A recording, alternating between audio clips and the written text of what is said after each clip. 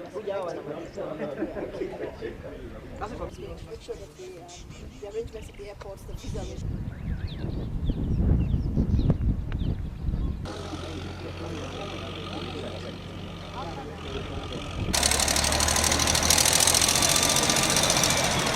Nyayo is almost done. Kasarani, we were there yesterday as well. And there's a lot of work that's ongoing, so it should be ready for all the events that are coming up. As you know, we have the Continental Tour on the 26th of September already.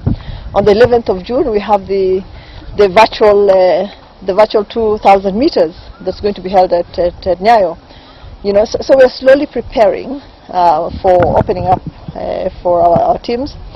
We are having conversations with the league as well, and told them that as soon as this team advises us on when we can start opening up slowly and gives us all the conditions for opening up, that we'll be ready to do that.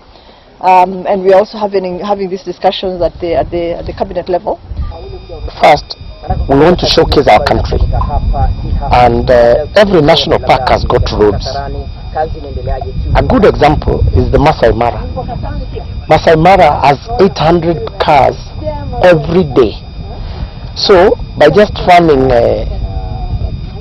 50 cars through roads that already exist and giving the park over 500 million viewership,